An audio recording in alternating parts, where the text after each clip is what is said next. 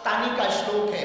प्रथमे न अर्जितम विद्याम, द्वितीयम न अर्जितम धनम, तृतीयम न अर्जितम पुण्यम, चतुर्थे किम करिष्यति।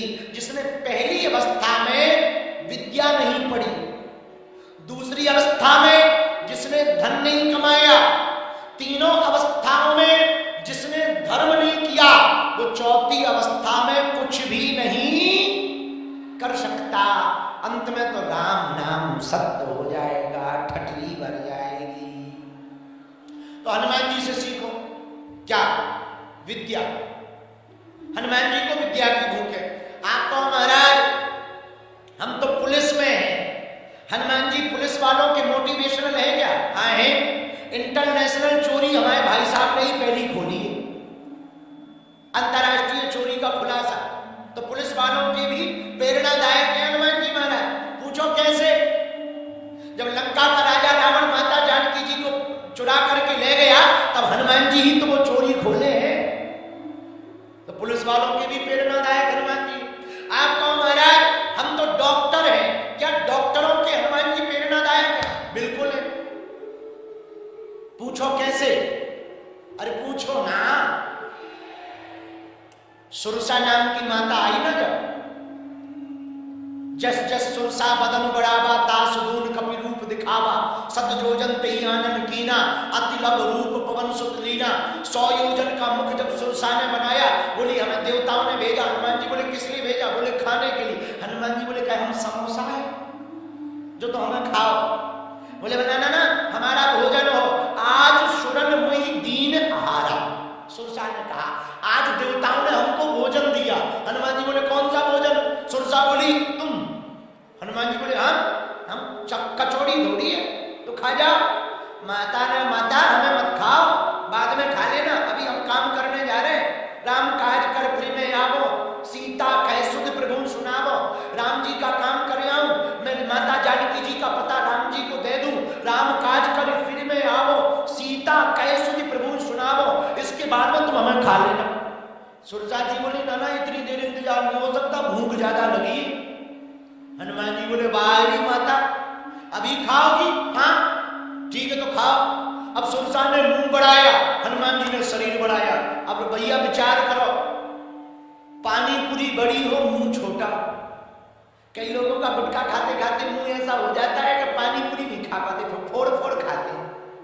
हाँ तो हनुमान जी ने वही कृपा की। सुरसा ने मुंह बढ़ाया, हनुमान जी ने शरीर बढ़ाया। सुरसा 16 योजन मुक्त भयो, तुरंत पवन सुत 32 भयो।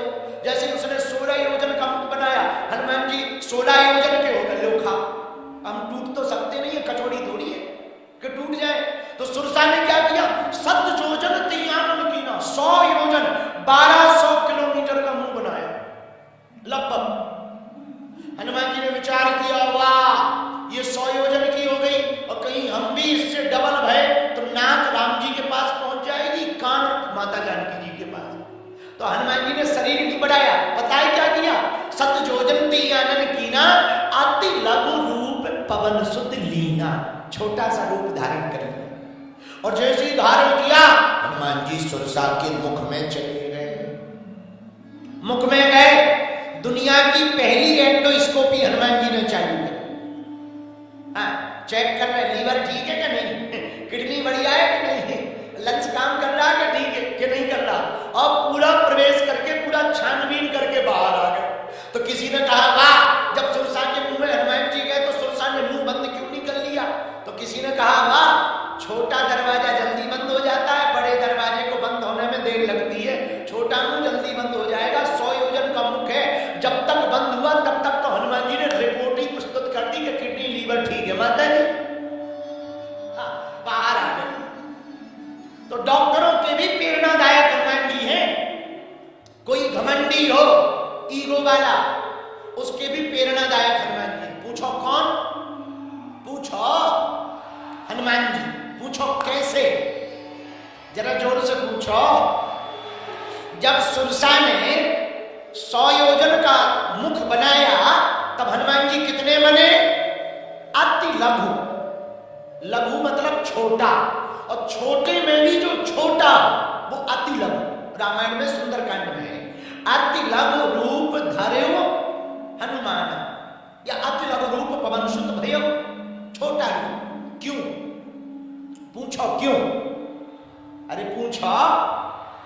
जब तक ठीक से नहीं पूछोगे हम ना बताएंगे। और ठीक से पूछो, सुनो, जब विपत्ति सुरसा की तरह बड़ी हो जाए तब उसका सामना नहीं करना चाहिए, छोटे बनकर के विपत्ति के निकलने का इंतजार करना चाहिए। आंधी आती है, आंधी तूफान जब आता ना, तूफान में बड़े बड़े पेड़ गिर जाते, बोलो हाँ जी या ना जी। बड़े बड़े मकान गिर जाते, बोलो हाँ जी या ना जी। पर एक बात बताओ, गार्डन की, बाग की घास गिरती क्या? वो उखड़ती क्या? जरा जोर से बोलो। पेड़ उखड़ जाते, मकान उखड़ जाते, बड़े बड़े टेंट उखड़ जाते, पर बगीचे की घास उखड़ती क्या? नहीं उखड़ती ना। पूछो क्यों? जब आंधी आती है तब पेड़ तने रहते, खड़े रहते, तो वो उखड़ जाते, लेकिन जब आंधी आती है तो घास जमीन पर गिर जाती है, विनम्र होकर के झुक जाती, और जो झुक जाता है वो कभी उखड़ता नहीं। विनम्रता आदमी को कभी उखड़ने नहीं देती। याद रखना मेरे पागलों, झुकते वही हैं जिसमें जान होती है, अकड़ तो एक मुर्दे की पहचान होती है। हनुमान जी से सीखो, इतने बलवान हनुमान जी, इतने विद्यावान हनुमान जी, इतने ताकतवर हनुमान जी, पर भैया रावण के सामने भी हाथ जोड़े हैं, सुरसा के सामने भी छोटे बने। हनुमान जी बड़े भी बन सकते थे, वो 7 योजन की बनी हनुमान जी 400 योजन के बन सकते थे, क्योंकि अष्ट सिद्धि नवनिधि के 8 सिद्धियां हैं। हनुमान जी उनका प्रयोग करके और बड़े हो सकते थे, लेकिन हनुमान जी बड़े क्यों नहीं हुए? बड़े बने रहना बड़ी बात नहीं है, बड़े बनना भी बड़ी बात नहीं है, बड़े बनकर के छोटों को भी बड़ा बनाना बड़ी बात है। बड़ा वो नहीं है जो बहुत नाम वाला है, या बहुत गाड़ियां हैं, या बहुत बंगले हैं, या बहुत पैसा है, या बहुत फेमस है। भैया वो आदमी बड़ा नहीं है। हमारी नजर में तो 2 लोग बड़े हैं। कौन? पूछो कौन? जिनके पास धन भले ही कम हो, पर रात को परिवार के साथ घर पे भोजन साथ में पाते हो, वो बड़े हैं। हमारी नजर में दूसरा बड़ा आदमी वो है किसी के पास धन भले ही कम हो, पर भैया कोई छोटा बगल में खड़ा हो जाए, वो भी बड़ा हो जाए। धन्य है हनुमान। विनम्रता ना, ये हनुमान जी से सीखो। एक कथा बताएं, कह दो बताओ। एक महात्मा रहते थे एक जगह, उनके चेले भी बहुत अच्छे थे, जैसे हमारे चेले अच्छे। बुढ़ापा आ गया महात्मा का, तो एक दिन महात्मा ने अपना मुंह खोला, चेलों को बुलाया, इधर आओ। जी महाराज, जी गुरु जी, जरा देखो दांत हैं क्या? चेलों ने मुंह पूरा देखा, बोले गुरु जी तुम्हारे तो सब दांत टूट गए, बुढ़ापा आ गया, दांत टूट गए, एक भी दांत नहीं है मुंह में। बोले अच्छा? बोले हाँ। अब महात्मा ने फिर मुंह खोला, बोले जरा चेक करो, जीभ है जीभ? चेले बोले वो तो है, वो तो दिखाई पड़ रहे। महात्मा बोले बड़ी गजब बात है। चेले बोले क्या? महात्मा बोले दांत बाद में आए और पहले चले गए, जीभ पहले आई अभी तक है। बल्कि होना ये चाहिए, जीभ को पहले गिरना चाहिए, दांत बाद में आए तो बाद में जाना चाहिए। गांव वाले हंस के बोले गुरुजी दांत भले ही पहले आए, पर वो पहले ही चले जाते हैं। बोले क्यों? क्योंकि गुरुजी वो थोड़ा कठोर रहते हैं। महात्मा बोले यही तो हम कहना चाहते हैं, यदि तुम कठोर रहोगे, घमंड में रहोगे, तो जल्दी दुनिया से चले जाओगे। यदि तुम विनम्र रहोगे तो कोई तुम्हें उखाड़ नहीं पाएगा। समझ आ गई बात? बोलो ना, बोलो। तो हनुमान जी मल्टी टैलेंटेड है। क्या है? बोलो। तो पुलिस वालों के भी प्रेरणादायक कौन है? डॉक्टरों के भी प्रेरणादायक कौन है? पढ़ने वाले बच्चों के भी प्रेरणादायक कौन है? और कथा सुनने वालों के भी प्रेरणादायक कौन है? पूछो कैसे? प्रभु चरित्र सुने पे को रसिया, प्रभु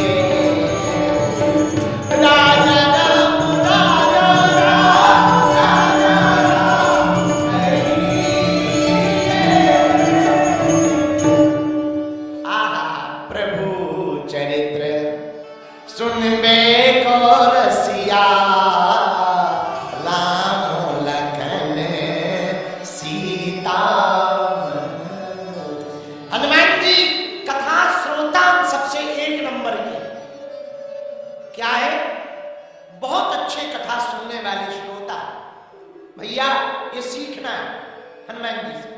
कथा कैसे सुननी चाहिए ये हनुमान जी से सीखो। हनुमान जी सबसे पहले कथा में आते हैं और सबसे बाद में जाते हैं। हम लोग ना कथा में कई बार इसलिए जाते हैं कि चलो पड़ोसी पड़ोसन चली गई, चलो अपन भी चले। हाँ, कुछ लोग तो इसलिए भी कथा में आते हैं टीवी में आ जाते हैं।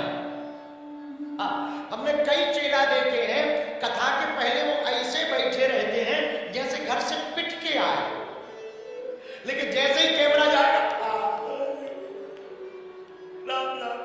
ठटनी के बरे, ऐसे लगने लगता है जैसे साक्षात मीरा उतर गई हो। कैमरा जाते पूरे मानो प्रहलाद जी अंदर घुस गए हो। हाँ, कथा में दिखावा के लिए नहीं जाना चाहिए। और कथा में हम एक बात बोले, हमने पिछली बार भी बोली, आज हमने प्रेस कॉन्फ्रेंस में बोली, कथा धन चढ़ावा के लिए नहीं, सनातन के बढ़ावा के लिए होनी चाहिए, हिंदुत्व के बढ़ावा के लिए होनी चाहिए। तो कथा सुनना कैसे है ये हनुमान जी से सीखो। कथा में सबसे पहले आके बैठो, तब लाभ हो। कम से कम 5 कथा पूरी सुनने का प्रण लो, जब समय भगवान दे तब। दूसरा नियम, कथा में बैठे हैं तो मोबाइल के चक्कर में ना पड़े। मोबाइल घर पर चला, हमने कई लोग देखते रहते, वो कथा में बैठे रहते रील ही बनाते रहते। युवान बच्चों, रील के जमाने में रियल मत खो देना। रील में फंस तो गए हो पर रियल मत खो देना। तो केवल रील के चक्कर के लिए कथा मत आना। कथा में कथा के लिए आना, बहुत शांत होकर बैठना। सावधान मन कर पुनि शंकर, लागे कहन कथा अति सुंदर। सावधान होकर सुनना। जैसे सरहद पर खड़ा सिपाही सावधान रहता है, वैसे कथा में बैठा हुआ श्रोता भी सावधान होना चाहिए। कब कौन सी बात तुम्हारी चित्त को लग जाए कोई ठिकाना थोड़ी है। कथा में तीसरा नियम हनुमान जी से सीखो। कथा में जब भी बैठे ना, विनम्र होकर बैठे। हाँ, शरीर को जैसे सुख मिले, पैर फैला के, सो के, ठीक है, लेट कर। कुछ लोग लेट के कथा सुनते हैं, कुछ लोग सोफा के बिना कथा नहीं सुन पाते, नहीं तो उनका स्टेटस खराब हो जाता है। कोई बात नहीं, वो भी ठीक है, अच्छी बात है। कुछ लोग ऐसे होते हैं सबसे लास्ट में आएंगे, सबसे आगे बैठे, वो उनका पक्का वाला नियम। कथा में ना भैंस की तरह नहीं जाना चाहिए, गाय की तरह जाना चाहिए। पूछो कैसे? अरे पूछो, गाय और भैंस दोनों जब तालाब में पानी पीने जाती है तो भैंस कैसे जाती है? पूरा अंदर तक जाएगी, पूरा कचरा ऊपर उठा देगी, फिर पानी पिएगी, फिर उसी में लौटेगी। लेकिन गाय जब पानी पीने जाएगी, अंदर नहीं जाएगी, 2 पैर तालाब में रखेगी, 2 पैर बाहर रखेगी और पानी को पिएगी। ऐसे ही कथा में जाना चाहिए। कथा में सबको रौंदते हुए आगे नहीं जाना चाहिए। जहां मिले जगह वही बैठ कर आनंद से भगवान की कथा। हनुमान जी से ये सीखना। कथा सुनने का चौथा नियम, इन 5 दिनों में वैसे तो झूठ कभी ना बोलो, पर कम से कम 5 दिन तो ना बोलना। हाँ, सांच बराबर तप नहीं, झूठ बराबर पाप, जाके हृदय सांचे, प्रभुता के हृदय आ। इसलिए इन 5 दिनों में बहुत कम बोलो, ये आदत रखना। कथा सुनने का 5वां नियम, पूछो क्या? हो सके तो फलाहार करो, रात को भोजन करो, दिन में फलाहार। पर नहीं चल पा रहा ना तो खाओ, पर खूब मत खाओ कि बगल वाले को डिस्टर्ब हो जाए। हाँ हाँ, और ठंडियों में मूली के पराठा मत खाना। तो हो सके तो फलाहार ही रहो। पर मान लो कोई बीमारी है, शुगर वुगर का रोग है, कोई दिक्कत नहीं, खाओ भैया, एक टाइम भोजन पाओ, रात को पूरा भोजन पाओ, दिन में अल्पाहार, उसको अल्पाहार कहते हैं, स्वल्पाहार, अल्पाहार, फलाहार। जब नहीं चले तो फुलाहार। अल्पाहार, स्वल्पाहार, फलाहार। जब न चले तो फुलाहार। लेकिन फुलाहार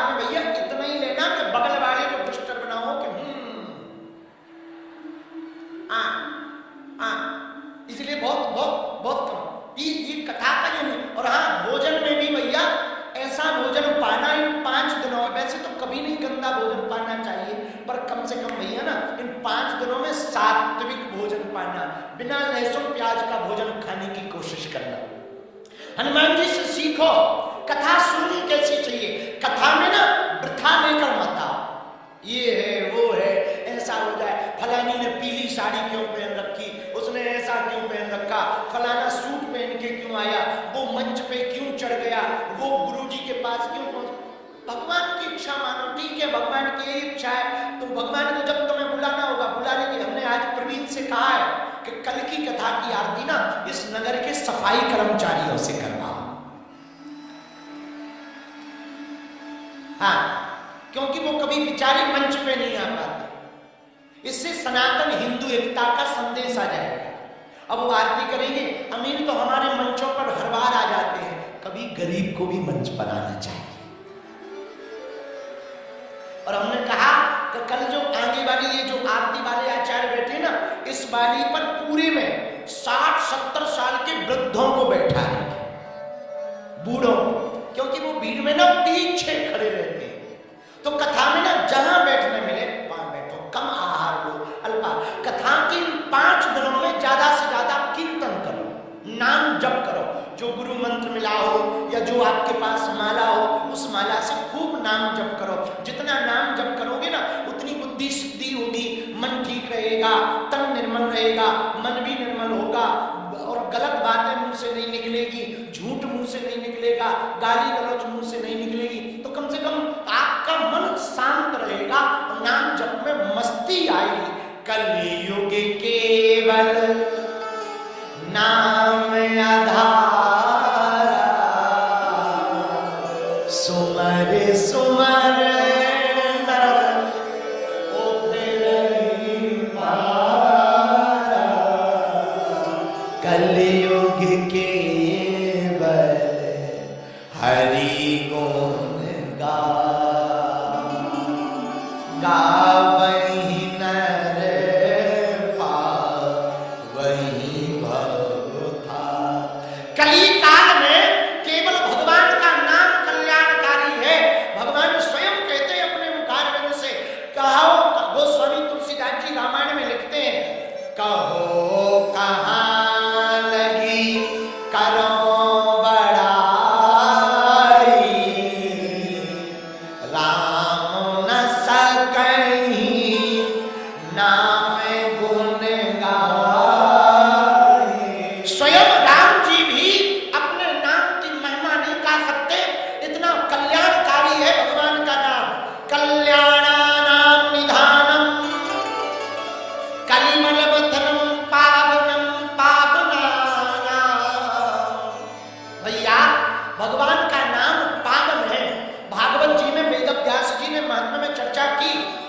यद फलम नास्ति तपसा न योगेन समाधिना तत् फलम लभते सम्यक कलौ केशव कीर्तना।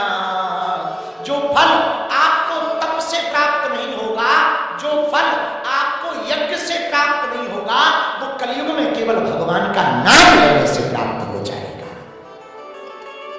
एक बात और बोले, कह दो, बोलो, जरा जोर से तो कहो, और जोर से कहो।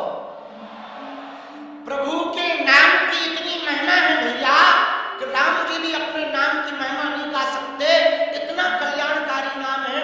हमारे राम जी के नाम को दुश्मन भी लेकर के अपना काम चलाते। हाँ, राम जी का नाम लेकर जो लोग कहते हैं कि राम नहीं थे, उनको तुम कोई जवाब ना देना, बस उनके मरे में राम नाम सत्य ना कहना। हाँ, एक बात, राम जी का नाम या श्याम जी का नाम कल्याणकारी कैसे, जरा सुनो। जब राम जी ने पुल बांध दिया, हनुमान जी जब कथा में बैठते ना तो केवल कीर्तन करते, नाम जप करते रहते, प्रेम पूर्वक कथा सुनते। तुम सुनो क्यों ऐसा करते। नाम इतना मंगलकारी है कि जब राम जी ने पुल बांध दिया ना, बानरों ने नल नील स्पर्श करते गए, समुद्र में पुल बंध गया, समुद्र में पत्थरों का पुल बंधा, तो ब्रेकिंग न्यूज लंका में चली कि वो जो 2 राजकुमार है ना, उन्होंने पत्थरों का पुल बनाया, पत्थरों का, और इतने जादूगर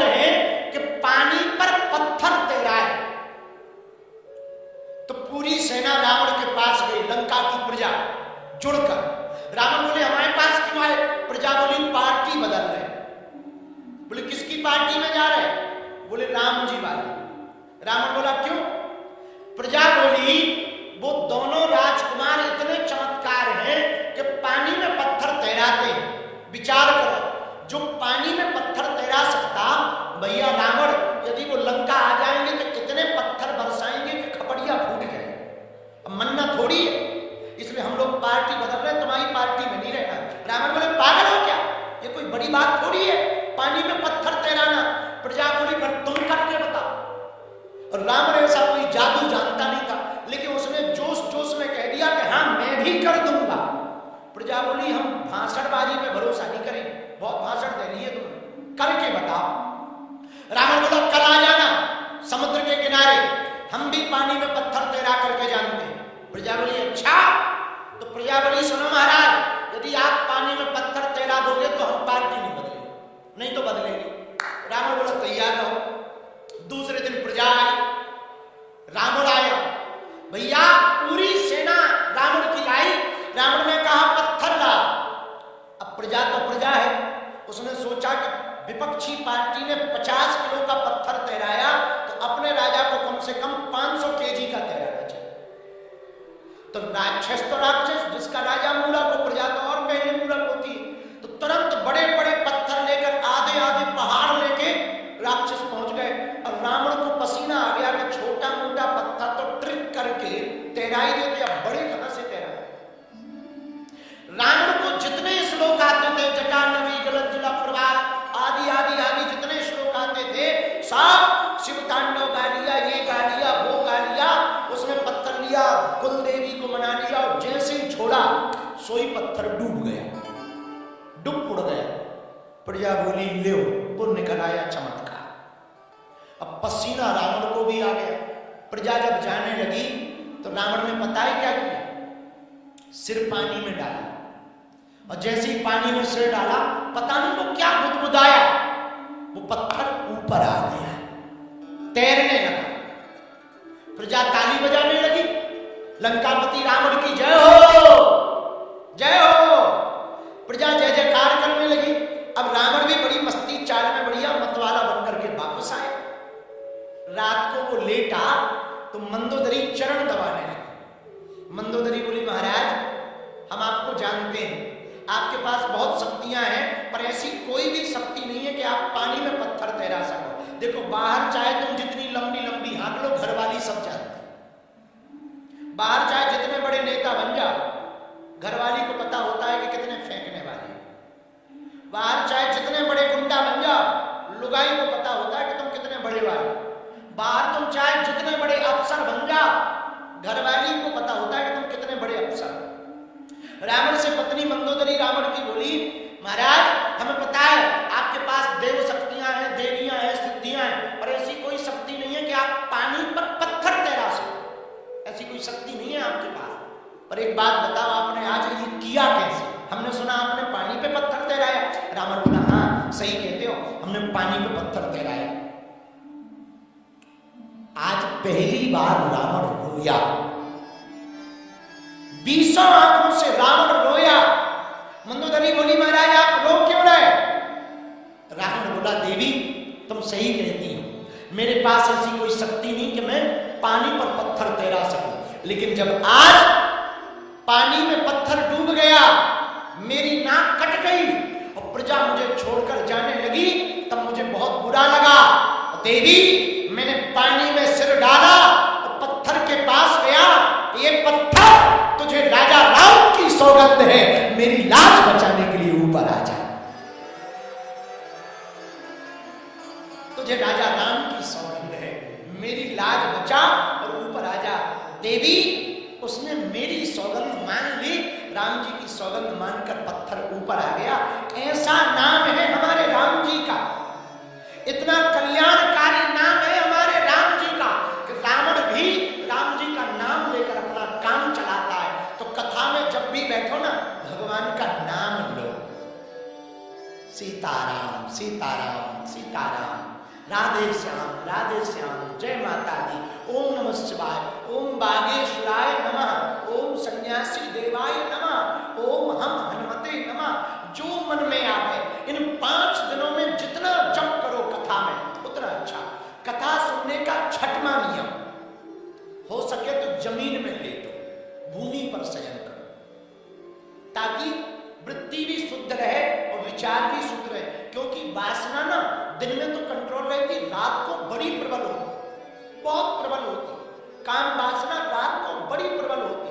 तो भूमि पर शयन करो, भूमि पर शयन करोगे तो वासना थोड़ा ठीक रहेगी। सातवां नियम कथा सुनने का, जब कथा पूरी हो जाए ना तब ही उठो, भगवान को पीठ ना दिखाओ, सबसे अंत में उठो, आरती गाकर वो जो नारियल है ना उसे अपने पूजा मंदिर में जाके स्थापित कर दो और हनुमान चालीसा की पुस्तक भी वहीं पर रख दो। भैया हनुमान जी की महिमा कौन गा सकता, इतनी पवित्रता से हनुमान जी कथा सुनते। राम प्रभु चरित्र सुन वे को रसिया, राम लखन सीता मन। इतनी पवित्रता से कथा सुनने के कारण हनुमान जी के हृदय में कौन बैठा है, राम लखन सीता, तीनों विराजमान है। राम जी भी विराजमान है, लक्ष्मण जी भी विराजमान है, माता जानकी जी भी विराजमान है। इसलिए गोस्वामी जी ने हनुमान चालीसा में लिखा, जम कुबीर दिगपाल जहां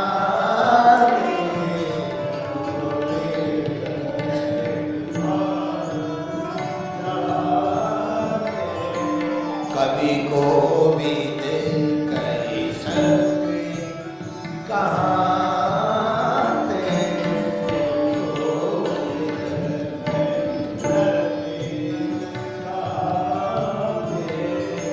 कवि को भी दे कही सके कहाँ दे।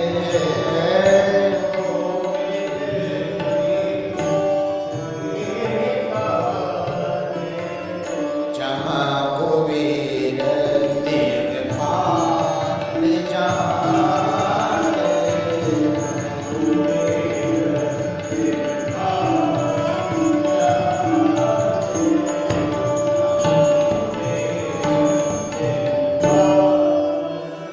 कवि यम कुबेर दिगपाल जहां ते, कवि कोविद कही सके कहां।